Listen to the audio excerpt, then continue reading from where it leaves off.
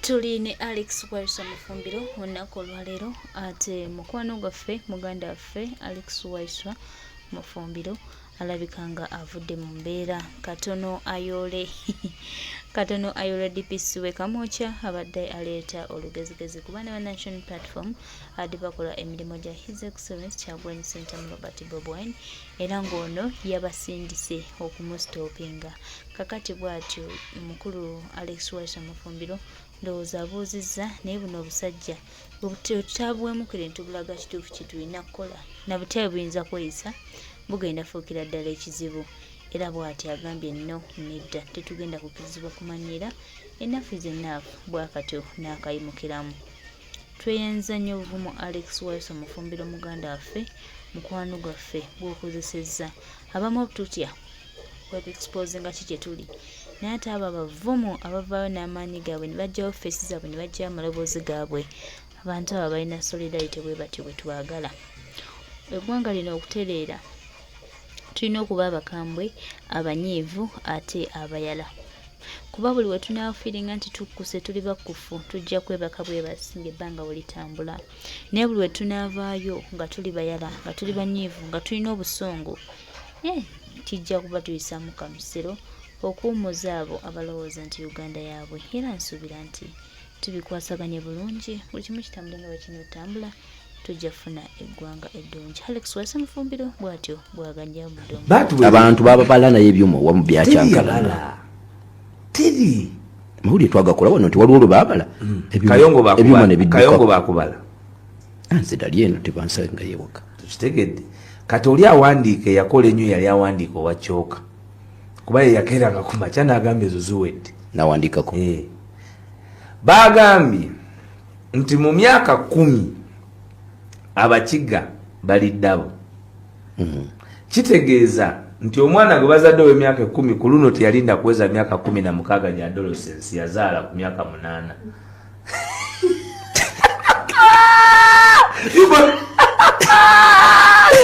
yubosi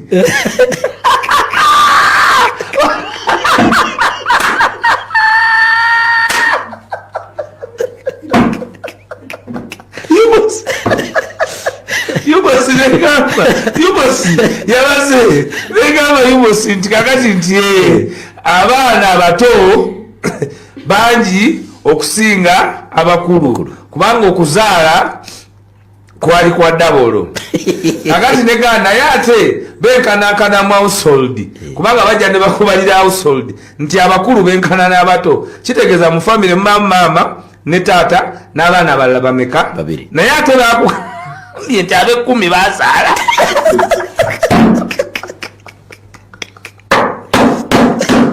gavumenti y'emyaka 8 ekozeeyo kano akayubosi naye bagenda digata batya naye babirese babigase akati nagamba nti abagisu bagobye kisaka naye bandisose wa yubosi mwabagisu bafa tsunami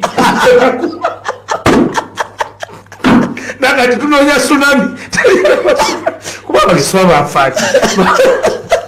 yakafune mwabakendeera nnyo salamu aleikum alaikum salam osobola kubaga tukazibwa okusinga programu bwete bwetambudde nze muzukulu ekimusula ku mutwe NUP era agenda kwogerera NUP amafuukule agenda kwogerera NUP buli kimu kubanga ekituufu kiri nti NUP kyekyokka ekyali kimufudde kwebyo ebirooto bye yali ayagala okuba kakati NUP tasobola kubaawo nga tagirowoozaako agirowoozaako ng'agitandika agirowoozaako ng'agisaanyaawo agirowoozaako ng'agirimu kubanga ne byeyali byabadde byonna abibadde alimu NUP so bw'aba yekka ateeka okuba alogootana mu mutima ne yeevuma lwaki yakola ebintu ebimu naye tetulina kyakumukolera twamuwawe out enyangu ey'okwetonda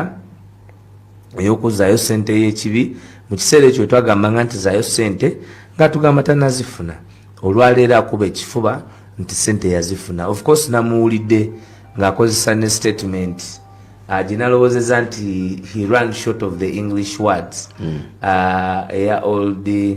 infants nze ndowooza nti ye yalina okuddamu yetunuulire because ani gwagamba old nze ndaba nga ye yali past ku ebyo byazza akola ng'omuntu. Baagala nnyo n'otusindiikiriza tubeere tuli ku mulamwa gw'abo abantu abese kinoomu nti twogere ku mpuuga ne kati mpuuga omugereko ki ne bwa mpuuga bwe. Nze ndowooza nti oyo kati omanyi bw'ofiirwa wakati mu nnaku ennyingi ate bagaa nti omulambo gusooke gugende for postmortem ne oba waleeta omanyi oli ki ekimuluma. Okay. Bagiyita Pwala FM. Muyinza okulowooza nti kiki naye gwe ne bw'otwala omulambo omuntu mu ddwaliro n'otwala omuntu mu ddwaliro ng'omanyi omututteyo lubuto lwe lumuluma n'afa era bagenda mu postmortem. So abantu abamu baafa naye bakyali mu postmortem okumanya kituufu baafa ki. Okay. Bagiyita Pwala FM. Saagadde tugatte Lord Mayor na Yuda Iscariot Plomax. Okay. Nsigaze eddakiika ziri 2 mukulu Wayiswa tusibule gwanga. Twalabyeko ab'ekitongole eky'ebyo ebibalo nga bye bawanikayo beetonda ne babijjayo ne bagenda kuteekayo ebituufu. Tuyagala gavumenti ego. No, gwe tewabirabye. Bakoze batya. Lwaki tumala sheero. Nagamba ki Kayongo. Tewaliwo wali nze ate twabidiscussinga naye abantu abatuuliza abantu wadde ku bimuli. Tewali mechanism wano mu Uganda. America mu COVID twali wano nga babala nongamba ebyo bifu. Daga bifu nga babala batya ngani yabala bali abantu njala be yali eruma. Twakera ku machanga buli go bayigiriza mashinta kyagijjukira badojinga ngenjala emuluma beba training nga bagenze kati nga bakuba Kayongo wakola senior 6 nti ejangu kwata mashini atuka wali kande kati kaganyi ngani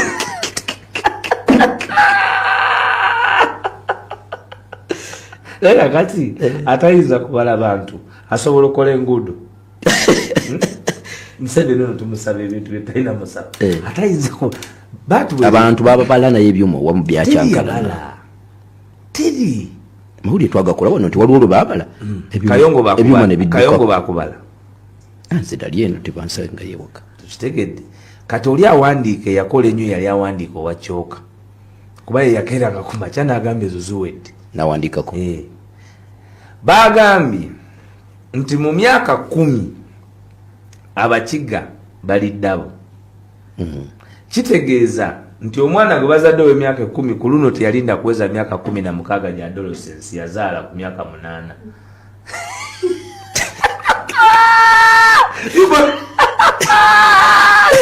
yubosi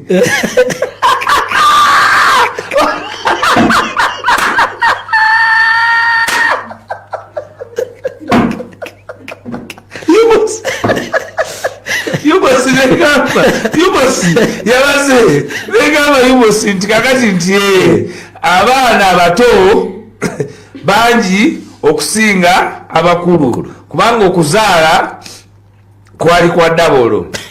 kakati negana naye ate benkanakana mu household kubanga bajja ne bakubalira household nti abakulu benkana n'abato kitegeeza mu family mama ne taata n'abaana abalala bameka naye ate bakuye nti abe 10 bazaala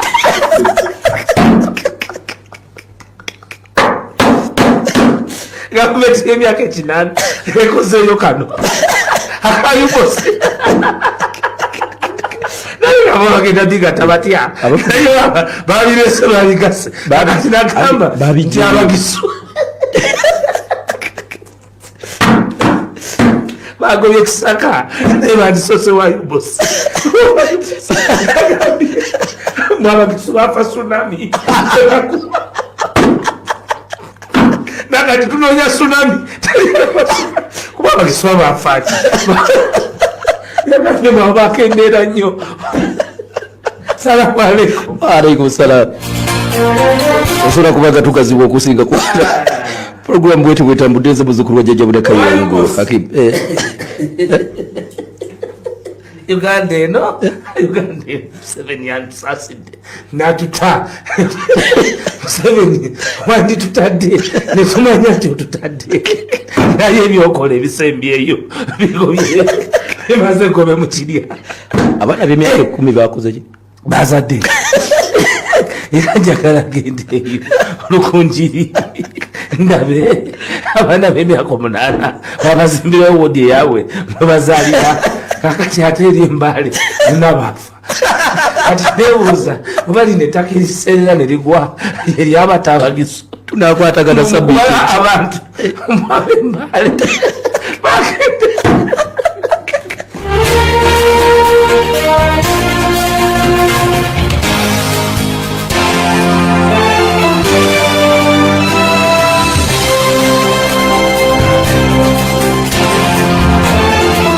namwatulira manye ensonga nze Kayongo Hakim muzzukulu wa Jjajja Budda muzzukulu wa Kasiramu muzzukulu wa Kanaana muzzukulu wa Budala lwa Kirume mwana azaalwa Yebukoma Nsimbi nze ndi emabega w'emizindaalo manye ensonga diplomati betuyina babyabufuzi oli bwagwa mu kalulu nga bamugamba kati oyo diplomati diplomasi si bwefaanana diplomasi omuntu aba neneeyisa ey'enjawulo wangamba mumanyi no bisoma chepe wajinda jina era nze omu ku bakugu abatono ba consultant mu international diplomacy ebyaddala ate nabijja waliwo ebisibuka e Washington DC chepe nagira kakati ono nga bwolaba nti olina ambassador nga diplomati atamanyi nti diplomati ate teyenyigira mu nsasage oli n'agenda ye yennyini Jane Lusacheni kubanga aba yagwa mu kalulu era oli gwaba amuwadde omulimu aba amuwadde omulimu ng'okumukuumirawo okufuna omusaala n'okumuyamba ogamba nti awadde yagwa naye akyamujjukira amumanyi akyasobola n'okumuwa obuvunaanyizibwa bwe baali bazimba embassies Idi Amin ataasoma buli awantu we twazimba embassy wali prime e New York mu America we batuuza olukiiko olwa UN otambuzaawo bigere kutuuka wali embassy ya Uganda naye bano abamazeewo emyaka 4 byonna kumpi babitunze era babyonoonye e Congo bagamba baagala na kutunda kizimbe kyammwe e Kenya kyekimu wonna gy'obisanga biri dilapidated ne embassies gye ziri awamu bagamba bugambi nti mulinayo ambassador nagende kata nga bakolayo si bannayuganda bonna ku embassy ya Uganda boogera Lufilipino ayogera byongamba bya ddala kati gwe wali olumanyi Olufilipino ate oba ogenda kukola ki era abekatabe banga nti nefe obuzibu bwe tulina bw'oyingira mu office Lufilipino lwe luvuga okuva ku mmeezi esooka awo n'okuba enkyungu kakati challenge ezo zetulina nti abantu betulina bo buli kimu baali beetaaga okukibasomesa kati batta international diplomacy wawulira nti bwe yagenda eri prime minister yasooka kwogera kigambo ki nti mulekere okuwuliza Kyagulanyi yekka abalimba prime minister agenze mu lukiiko lwa UN agenze mu America okukiikirira Uganda abagamba nti bannaye Kyagulanyi bwajjeno yekka gwe muwuliriza Abamerika ne basanctioninga kubanga twabagamba nti mu foreign policy ya Kyagulanyi mulimu okumakinga sure nti obulimba obadde butambula ku international scene buvaawo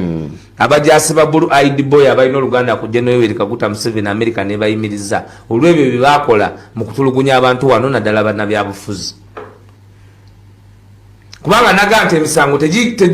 tebagitandikirawo nti bagiwulirize gitwala obudde n'okunoonya n'okufuna obujulizi n'okwekalakasa kwa bannaffe nagamba nti ezimu ku roles ezibadde ez'enjawulo mu kujja kwa Kyagulanyi is the role of the diaspora kubanga mu all struggles tugenda kufuna independence bamayanja nkanji ba Abu Kachama Mayanja ba Kirunda Kivejinja ba Kintu Musoke ba Bidandi Sali all of them were scholars from India of politics. You must always have that enlightened diaspora team that comes with the advantages of knocking doors in the different power circles of the diaspora. Kati ekyo olwaleero mu struggle yaffe y'okumamulako nakyemalira olutalo olw'okubagana ne nakyemalira tululimu ffenna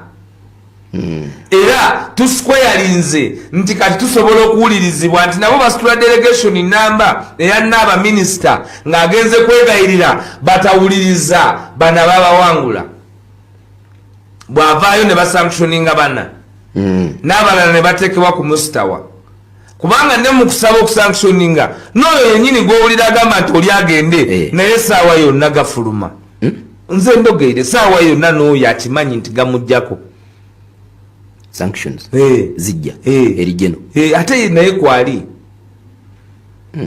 ye naaliko kuba ni baba aliku crime against humanity kubanga nejeno atera kuba mu office ate yabyenyigira mu waliwo public record nti waliwo okukomandinga mu November 19 18 commanding bwa jeno kakati olw'ebyo n'alowooza nti ate nawe asobola okukozesa ebbugwe ebbogo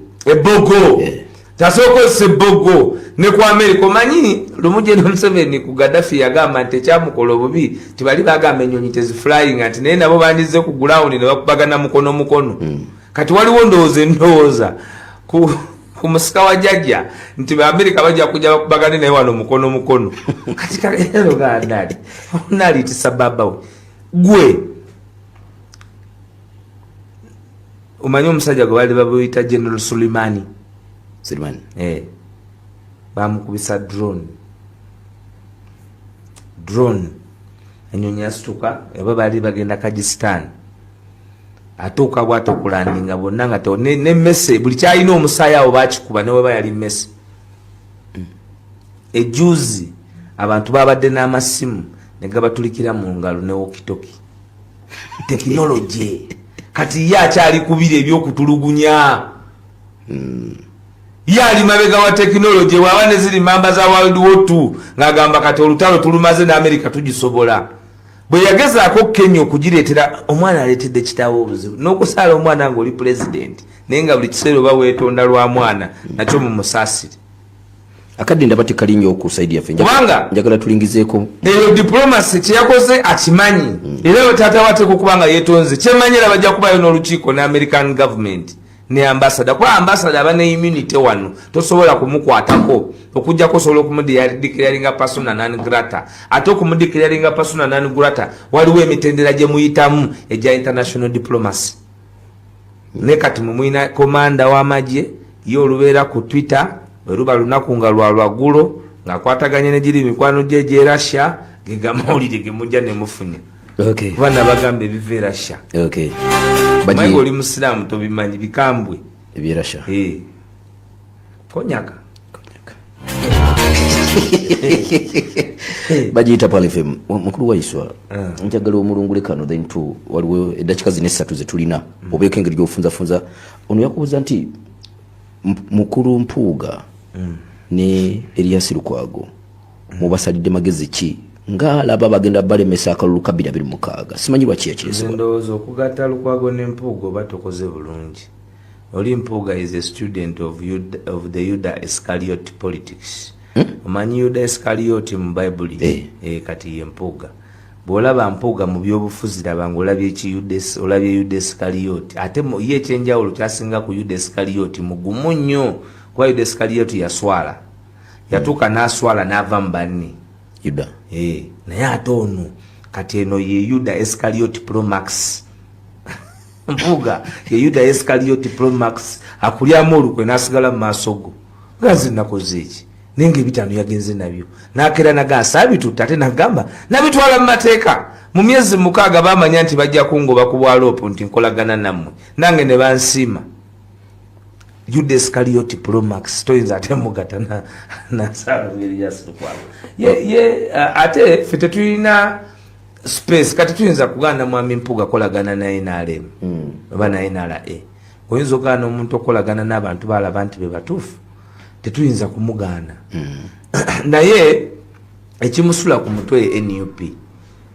era agenda kwogerera NUP amafuukule, agenda kwogerera NUP buli kimu, kubanga ekituufu kiri nti NUP kyekyokka ekyali kimufudde kwebyo ebirooto bye yali ayagala okuba. Kakati NUP tasobola kubaawo nga tagirowoozaako, agirowoozaako ng'agitandika, agirowoozaako ng'agisaanyaawo, agirowoozaako ng'agirimu, kubanga ne bye yali byabadde byonna abibadde alimu NUP. So bw'aba yekka ateeka okuba alogootana mu mutima ne yeevuma lwaki yakola ebintu ebimu naye tetulina kyakumukolera, twamuwawe out enyangu ey'okwetonda, ey'okuzzaayo ssente y'ekibi. Mu kiseera ekyo twagambanga nti zaayo ssente nga tugamba tanazifuna, olwaleero akuba ekifuba nti ssente yazifuna. Of course namuwulidde ng'akozesa ne statement ginalowoozeza nti he ran short of the English words eya all the infants. Nze ndowooza nti ye yalina okuddamu yeetunuulire, because ani gwagamba old, nze ndaba nga ye yali past kwebyo byazaakola ng'omuntu. Baagala nnyo n'otusindiikiriza tubeere tuli ku mulamwa gw'abo abantu abese kinoomu nti twogere ku mpuuga, ne kati mpuuga omugereko ki ne bwa mpuuga bwe. Nze ndowooza nti oyo kati amanyi bw'ofiirwa wakati mu nnaku ennyingi ate bagaa nti omulambo gusooke gugende for postmortem, naye oba waleeta omanyi oli ki ekimuluma. Bagiyita Pal FM. Muyinza okulowooza nti kiki, naye gwe ne bw'otwala omulambo omuntu mu ddwaliro,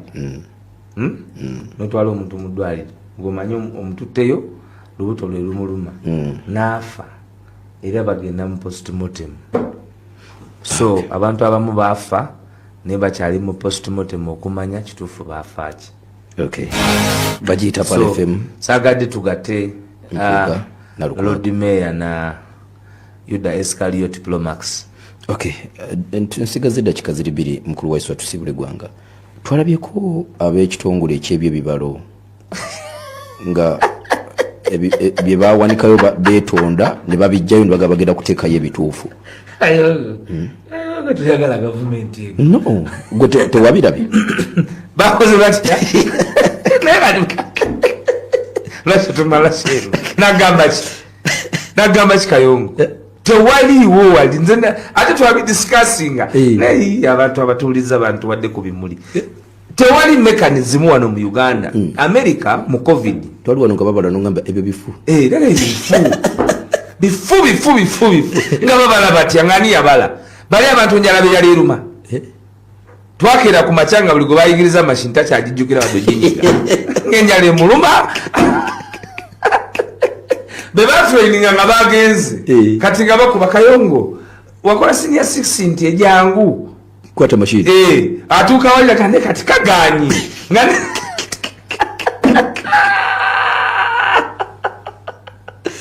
nga kati atayinza kubala bantu asobola okukola enguudo. Museveni ono tumusaba ebintu bye talina musaba atayinza